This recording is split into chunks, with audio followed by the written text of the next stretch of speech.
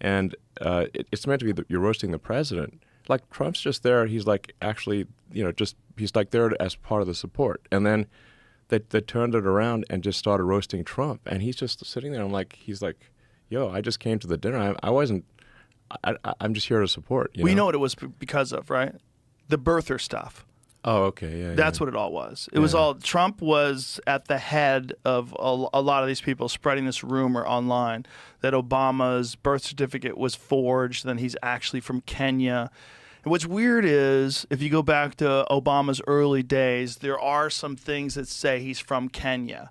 Like, I think in his something from college said he was from Kenya. But, that could just be, people print things wrong all the time. It doesn't mean he's actually from Kenya. But Trump was one of those guys that was, like, spreading that supposedly false rumor. Was he pushing it hard? This is the kind of thing where I want to just go and look at saying, what did he actually say? No, he definitely was. Okay. He was definitely saying, look, I don't think he has the time to go into things like very deeply. Yeah. And so I think he could probably be influenced by a bunch of people, like these Marjorie Taylor Greene type people who come to him with some wild ass theory. Sure. He might be, and I think there's a lot of that stuff that gets fed to people on purpose so that they'll say incorrect things so that they're easy to dismiss. Sure. And I think there's also a lot of people that just make shit up and, they tell you the earth is flat and then a bunch of people watch a YouTube video and they believe it. Yeah, well, but on that White House Correspondents' Dinner, I was there, and the degree to which they attacked Trump at that White House Correspondents' Dinner was really, it was so over the top. It was like making everyone uncomfortable. Really? It was really over the top. I think like sort of a passing joke of like, a few passing jokes are fine, but they twisted the knife big on Trump in that, and you could see Trump just getting like angrier and angrier and more upset. I wonder if that's and it's like, man, this is not good karma, That's what I was thinking at the time. I was two tables away from Trump, and I'm looking, I'm like, man, this is too much, Well, it's kind of crazy what they made out of that, because that's the kind of guy that if you tell him he can't do something, he's going to just keep trying. Like it was a big mistake to rag on him so much at that White House Correspondents' Dinner. Well, just look at the way they've attacked him with just using the legal system, like this thing in New York where the 34 different felony counts that were essentially misdemeanors, that there were bookkeeping errors. That they decided, even though it passed the statute of limitations, they decided to try him for these. They didn't identify a felony. Abuse of the law is what's going on. But most people would have quit. Yeah. Most people, after the E. Jean Carroll lawsuit and this lawsuit and all the other ones, the insurrection thing, the Georgia thing, all these different things, they getting kicked off of Twitter, most people would have just like, this is too much. I can't take this. But he's so fucking crazy. He's like, all right, come on, we're going to war. And he just digs his fucking heels in and keeps going. Yeah. It's the wrong guy to do that to. It is the wrong guy to do that to. Attacking him at the White House Correspondents' Dinner, most people would have been humiliated. He got angry. And he's like, yeah, all right. You say I can't be president? I've been thinking about running for about 15 fucking years. Right. Finally, I'm going to run. Yeah. Yeah. That was a real bad move. But yeah, I could certainly understand like making some jokes about like, a few sort of passing jokes on Trump, but man, I was there at that dinner and that they ragged on Trump so much it was insane. The reason why I would push back on that, because I would say there's a bunch of different speakers, right? And Trump would obviously be a target. And if they all attacked him, it's because he's like, if you're going to make fun of people in the audience, and especially in the zeitgeist, that whole birther thing was big. Yeah. And most people were dismissing it as being a ridiculous conspiracy theory. So who the fuck is this guy saying this? Sure. And so you have 8 to 10 individual speakers that are writing monologues. Of course, they're all going to hit Trump. Yeah, well, anyway, obviously it was a mistake. Yeah, they shouldn't have done that. But I invite people to watch the original source material, and I think a few jokes are fine. It's like, but it's like he shouldn't be it felt like he was the primary object of the roast. Yeah, which is that's not the whole point of the thing. Is it's the roast of the president, not a roast of the audience. The thing about it is like he's easy to roast. Yeah, and then on top of that, Obama was like loved and cherished by the left. Yes. And most of those people are on the left. There's only so far you can push. You can't ask him about his chef. You know, there's like what happened with the chef, bro? Yeah. You can't. There's like certain things you can't bring up. You want to? Yeah. What's your favorite sport? Paddleboarding? Yeah. Wasn't that guy a really good swimmer? Yeah. Tell me what happened. Yeah, you know? exactly. You can't bring that up. Yeah. Like if you're gonna roast Hillary, you can't bring up the death count. Like, Hillary, what's the best way to stay in touch? Email? Yeah, it's if you're doing one of those she things. destroyed the servers and poured like bleach on the servers, like computers. She poured bleach on them. That's what I thought. Yeah, that's what I believe. That's Wow. like it wasn't just like they took a hammer to it. They like destroyed the like there was no possible way to actually get forensics on the thing. What was in there? I mean, Well, what? like that? That's what I mean. What was in there? What was in there? Why would they care so much? That's so crazy. Yeah. The whole thing. And is there was crazy. there was no legal action against that, which is clear destruction of evidence. Well, it's also there's this other narrative that always drives me crazy is that he's going to destroy democracy. So in order to destroy democracy, we have to install a president without a primary. Right. We have to have a candidate that is the least liked vice president of all time, the least popular vice president of all time, and then use gaslighting and the full force of the media machine to turn her into the future. And hope, Right. and then she's gonna be changed, even though she's a sitting vice president. And then on top of that, this idea of change when the Democrats have been in control for what 12 of 16 years, Right. Which is crazy. Like this is the change. Yeah, I mean, obviously, I view this election as a turning point, like a fork in the road of destiny that is incredibly important. I've not been politically active until this election, and the reason I've been politically active this election is because I think if we don't elect Trump, I think we will lose. We will lose democracy in this country. We will lose the two-party system, and let me explain why. So, there's only like six or seven swing states. The margin of victory in those states is small, often like 10 or 20,000 votes. What the Democrat administration has been doing is importing vast numbers of illegals into swing states. You can look at the numbers on the actual government website, meaning you don't take my word for it. You'll just look at the numbers as reported by the government, which is controlled by the Democrats. And what we're seeing is triple-digit increases in the number of illegals in every swing state. In some cases, 700% increases. These are gigantic numbers. So if you have a state that has a 10 or 20,000 vote margin, and you put 200,000 illegals into that state, you 10x you swamp the. It's not a swing state anymore. It's going to vote blue, and then once the swing states vote blue, there is no election anymore. There's only a Democrat primary, Which is so crazy. And it's so crazy that people are fine with that. Well, I guess people on the left will be fine with that because they think that's a good idea. Well, they just want to win.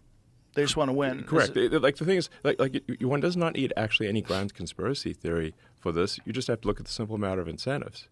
If the Democrat Party wants to win, like basically achieve permanent victory, all they need to do is turn the swing states. Turn the swing states blue. They have permanent victory.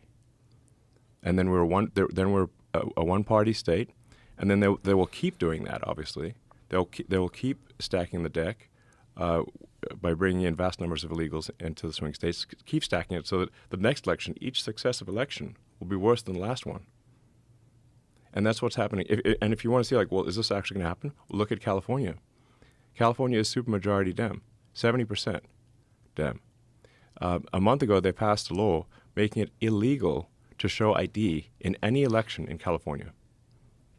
So a friend of mine went to vote in Palo Alto because he was like, "Is this for real?" He tried to show his ID, and they reacted like if you show a cross to a vampire. Okay, they're like, "No, we can't even look at that ID." It is illegal for them to even look at your ID if you want to present it in California.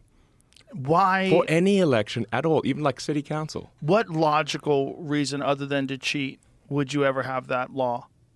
The reason is to cheat. But it's only like you can never make an argument any other way. And I think 84% of people polled believe that you should show ID to vote. So it's against the will of the people. Yes, and we are extremely rare. We're an outlier in not requiring ID. Basically, almost every country on earth requires ID to vote. So as soon as you make you ban ID for voting, it makes fraud impossible to prove. Because how do you trace the fraud? Right. Yeah, it's insane. It's insane. It's insane. And what I'm saying is that how is it legal? What I'm saying is like this election is the last chance to preserve democracy in America. Mark my words. Everything they accuse Trump of, they are guilty of. And if Trump doesn't win, this will be the last real election in America. And we will, if the big government Kamala puppet machine wins, they will legalize the illegals in the swing states. There will be no swing states. Every election going forward will be a guaranteed Democrat win, and it'll actually be worse than California. The reason it'll be worse than California is because the one thing that keeps California from being super crazy is that you can move out of California, like you and I did.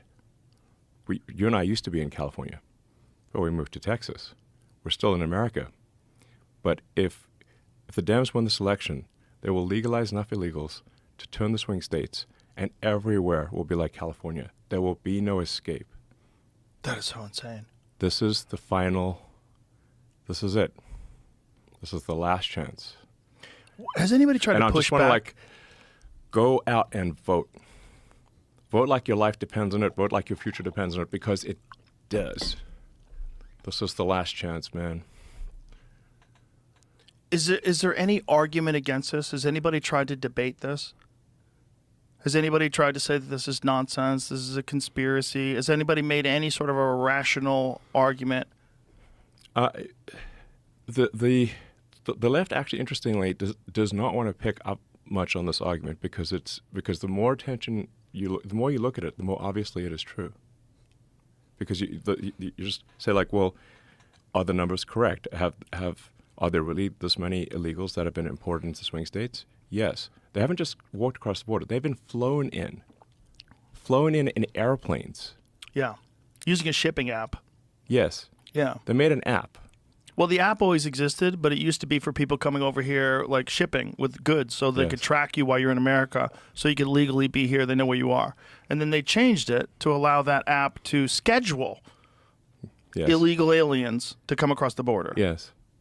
Asylum seekers. Yes. Come on in. Yes. Oh, you have an app. And you fly people in. They're literally being flown in to the swing states. And so the reason that I think the left doesn't want to push back on this is because the more attention that this gets, the more people will realize it is true. Yeah, it is true. That's why they don't. That's why they're just pretending that they're pretending. I'm not saying anything, but I'm like, yo, they're literally flying vast numbers of illegals who are then beholden to the Democrats. And sometimes I get the rebuttal of people say like, well, you know, these illegals they don't have the same social values as the Democrat Party because they're like more socially conservative. I'm like, yeah, but that's not the point. If you look at the Maslow's hierarchy of needs, their primary thing is staying in the country and getting their friends and family in, and then the Democrats give them all these benefits, like tons of benefits, more benefits than than citizens, literally. Yeah. They're beholden to the Democrats for all these benefits. They want to get their friends and family in, which the Democrats support and the Republicans don't, so they vote Dem. And you can look empirically at California and say, like, did they vote Republican or Democrat in California? Oh, they voted Democrat, big time. Well, Reagan gave them amnesty in the 1980s, and that 86. changed the state basically, except for Arnold, changed the state entirely blue. Yes. And Arnold was an exception because he was like a socially liberal, famous guy. Yeah. And, you know, didn't really impose any radical restrictions on any of the people that were going to vote Democrat in the first place.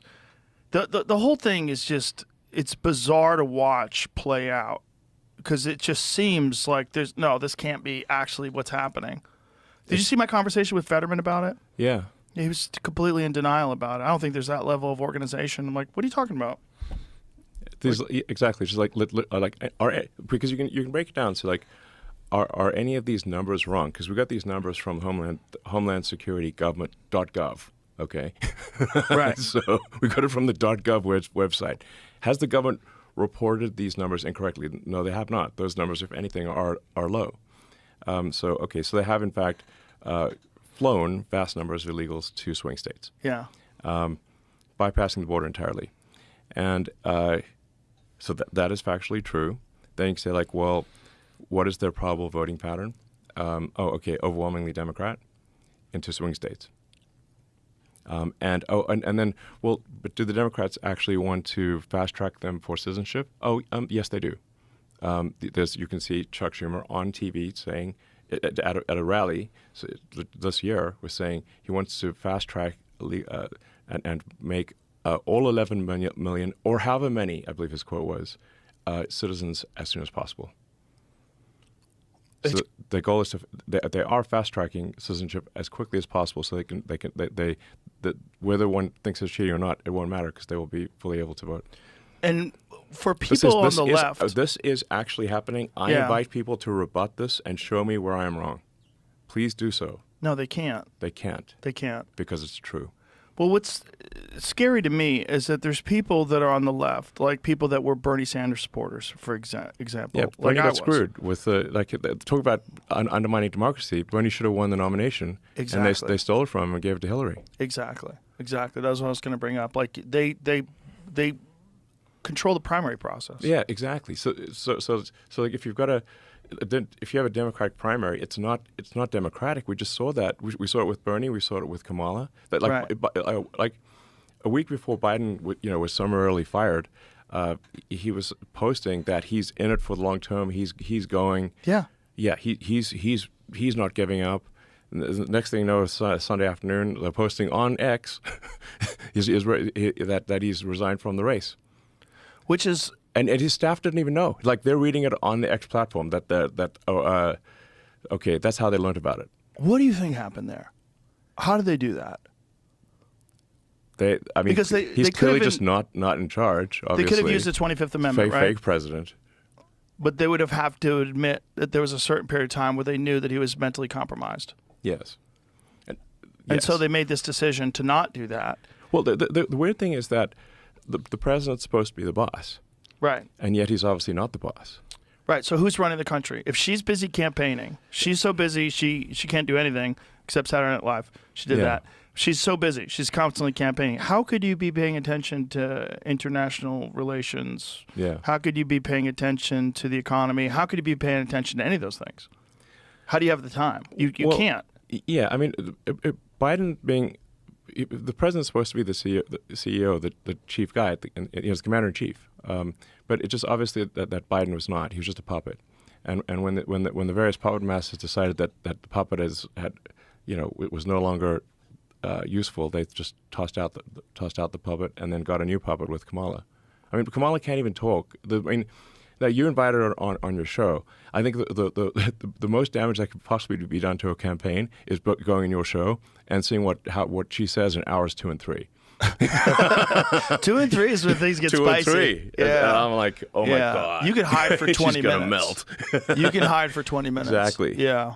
I mean, you can just regurgitate talking points for, half an hour, maybe an hour, just where she's just saying like non sequiturs, but eventually she just runs out of non sequiturs. Well, they wanted to limit it to an hour. Exactly. That's why. But I was thinking of doing it initially before Trump came here. First of all, when they found out that there was a rumor, I never announced that Trump was coming. What I was going to do is just release it. The way I like to do things, I don't like to tell anybody who's coming on.